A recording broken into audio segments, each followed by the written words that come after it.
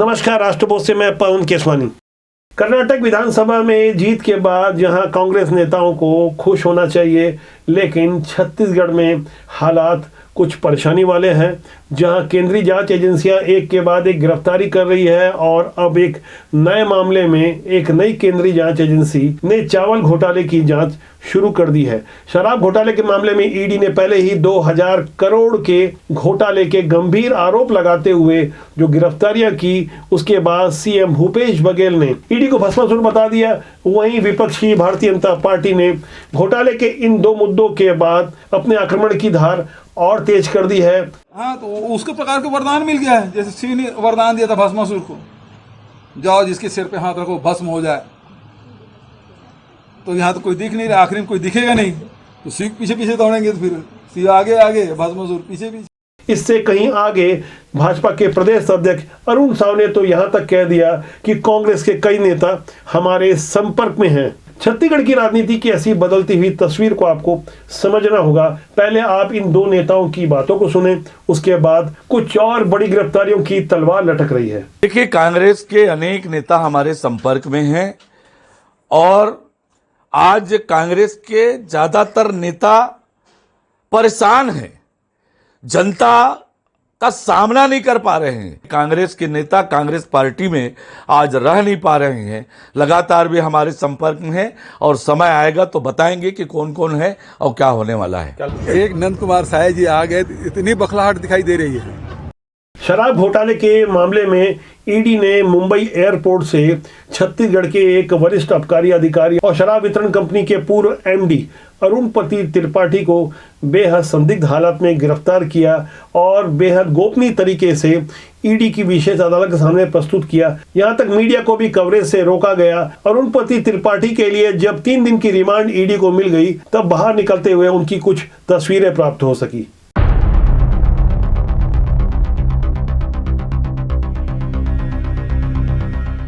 गिरफ्तारी के दौरान ऐसे ही हालात तब भी थे जब भिलाई से पप्पू ढिल्लन की गिरफ्तारी हुई। इनकी गिरफ्तारी को भी ईडी ने शुरुआत में छुपा कर रखा, लेकिन 4 दिन की रिमांड के बाद उनसे जो पूछताछ हो रही है और जो नई जानकारियां सामने आ रही है, उसके तार कहीं ना कहीं नेताओं से जोड़े जा रहे हैं। यही कारण है कि सीएम भूपेश बघेल को ऑन कैमरा यह स्वीकार करना पड़ा कि उनके भी नाम को शामिल करने की कोशिश हो रही है। ऐसे हालात में जब ईडी एक के बाद एक छापेमारी की कार्रवाई कर रही है, रायपुर देवेंद्र नगर के गुरुचरण होरा हो चाहे मनदीप सिंह हो, एक एक कर सबके घर में ईडी दबिश दे रही है। यहाँ उन तारों को जोड़ने की कोशिश हो रही है जिसे कांग्रेस के नेता चुनौती दे रहे थे कि यदि छापेमार की कार्रवाई हुई है और 2000 करोड़ के घोटाले का जिक्र हुआ है तो उसका विवरण प्रस्तुत किया जाए। उसी विवरण को कोशिश में लगी ईडी की कार्रवाई पर जहां एक और पूरे छत्तीसगढ़ की निगाहें थी, वहीं अचानक एक और केंद्रीय एजेंसी का रायपुर आना हुआ। केंद्रीय खाद्य एवं नागरिक आपूर्ति विभाग का यह 4 सदस्यीय दल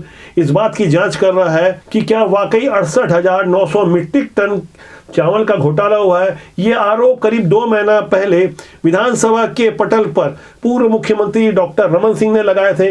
उन्होंने तथ्यात्मक तरीके से अपनी बात को प्रस्तुत किया। तब भरे सदन में खाद्य एवं नागरिक आपूर्ति मंत्री अमरजीत भगत ने यह स्वीकार किया था कि गड़बड़ी तो हुई है, लेकिन यह हैरान करने वाली बात यह है कि वही अमरजीत भगत अब कह रहे हैं कि यदि गड़बड़ी सामने आई तो वो इस्तीफा दे देंगे। ऐसे में यह प्रश्न खड़ा होता है कि 17 मार्च 2023 की विधानसभा की एक कार्रवाई जो आप अभी आगे देखेंगे, वहां क्या मंत्री अमरजीत भगत की स्वीकारोक्ति गलत थी या वे अभी जो चुनौती दे रहे हैं वो सही है?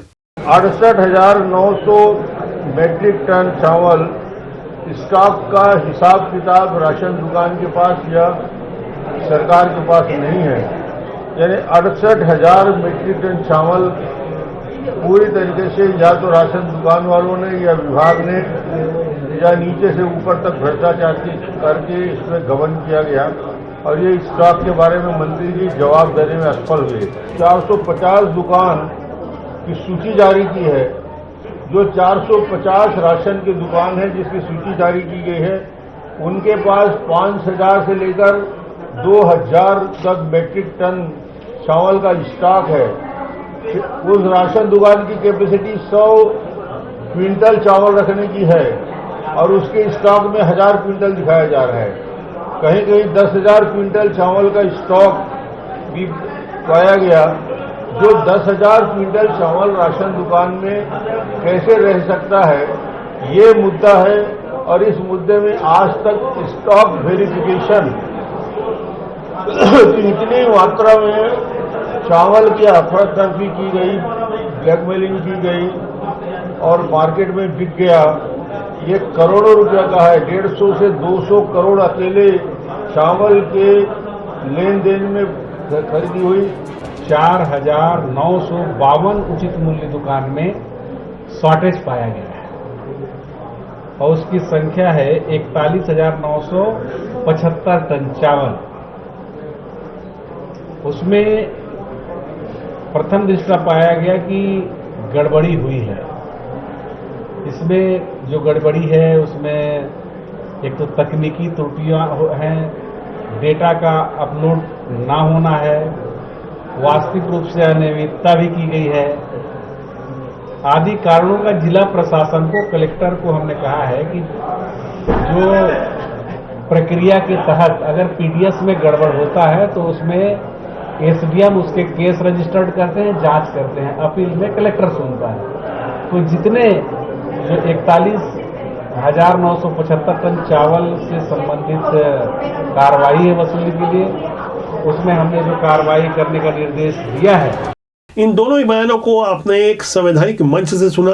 विधानसभा के पटल पर बड़ी ही जिम्मेदारी के साथ ये बयान दिए गए और सारी बातें रिकॉर्ड हुई। उसके बाद अब मंत्री अमरजीत भगत चुनौती प्रस्तुत कर रहे हैं कि गड़बड़ी तो हुई ही नहीं है। रमन सिंह जी के जमाने में नान घोटाला होता था, 36,000 करोड़ का जो घोटाला आज भी जांच के दायरे में, केवल हाई कोर्ट के आदेश पर वो रुका हुआ है। अब पलट करके जो आरोप लगा रहे हैं चावल घोटाले के बाद, तो रमन सिंह जी को मैं खुली चुनौती देता हूं कि अगर इसमें गड़बड़ी हुई होगी तो मैं इस्तीफा दे दूंगा, और अगर गड़बड़ी नहीं निकला तो इस्तीफा देंगे क्या, उनसे पूछिए आप। जिस वक्त विधानसभा में ये गड़बड़ी वाली बात स्वीकार की गई थी, तब पूर्व सीएम डॉक्टर रमन सिंह ने सिलसिलेवार ढंग से यह समझाने की कोशिश की थी कि आखिर हुआ क्या था, आरोप क्या थे। वो आरोप जो उन्होंने केंद्रीय मंत्री पीयूष गोयल को अपने पत्र के माध्यम से प्रस्तुत किए, उसके बाद अभी केंद्रीय जांच एजेंसी जांच के लिए आई हुई है। शराब और चावल जैसे घोटाले के मुद्दे पर आक्रामक होती भाजपा की रणनीति से निपटने के लिए कांग्रेस ने भी एक खास रणनीति बनाई है। जैसा कि आप अपने स्क्रीन पर देख सकते हैं, सोशल मीडिया में खास कैंपेनिंग की जा रही है। इसे छत्तीसगढ़ी स्वाभिमान से जोड़ दिया गया है और बताने की कोशिश की जा रही है कि एक छत्तीसगढ़िया मुख्यमंत्री के विरुद्ध साजिश की जा रही है। यहाँ मामला 10-20 लाख या करोड़ 2 करोड़ का नहीं है, सैकड़ों करोड़ के घोटालों का है। पहले वाला जो शराब घोटाले का मामला जो प्रस्तुत किया गया, वहाँ ईडी की ओर से बताया गया 2,000 करोड़ का घोटाला हुआ। और अब की बार जो भारतीय जनता पार्टी की ओर से नया आरोप लगाया गया है, जिसकी जांच केंद्रीय एजेंसी कर रही है, उसमें भी सैकड़ों करोड़ के घोटाले की बात सामने आ रही है। सही जानकारी एक एक कर अब सामने आएगी। सच्चाई जो भी होगी वो जनता के सामने आनी चाहिए। ऐसे में जहां भारतीय जनता पार्टी लगातार हमलावर होते हुए पुतला दहन के बाद प्रदेश भर में महाधरना कर चुकी है, दूसरी तरफ कांग्रेस भी अब आक्रामक मूड में नजर आ रही है। ईडी का पुतला दहन हो रहा है और कांग्रेस के नेता एसीबी के ऑफिस जाकर सीधे तौर पर ईडी और शराब बनाने वाली डिस्टिलरी की सांठगांठ की बात कर रहे हैं। कांग्रेस के प्रवक्ता धनंजय सिंह ठाकुर की अगुवाई में जो डेलीगेशन गया, वहां छत्तीसगढ़ में संचालित भाटिया ग्रुप, वेलकम ग्रुप और केडिया ग्रुप के डिस्टिलरी का उल्लेख हो रहा है कि यदि इन कंपनियों ने अतिरिक्त शराब बनाई, टैक्स चोरी किया और उसे बेचा, तो इन पर कार्रवाई क्यों नहीं हो रही है। ये दोनों ही घोटाले जब सुर्खियों में आ चुके हैं, यहाँ एक बात तो समान है दोनों में कि गड़बड़ियां तो हुई है। कांग्रेस के नेता भी इस बात को स्वीकार कर रहे हैं, लेकिन असल गुनाहगार कौन है इसे पहचानना होगा। ये तस्वीर जनता के सामने आनी चाहिए। राजनीति से अलग जनता के हित में भ्रष्टाचार के विरुद्ध मुंह तोड़ जवाब तो मिलना ही चाहिए। केंद्रीय एजेंसियों में बदले की भावना से काम करने का जो आरोप लग रहा है, उस पर क्या सच्चाई है ये तो न्यायालय तय करेगा। लेकिन यहाँ समझने वाली बात यह है कि जिनकी शराब घोटाले में गिरफ्तारियां हुई है वो कोई सामान्य लोग नहीं है।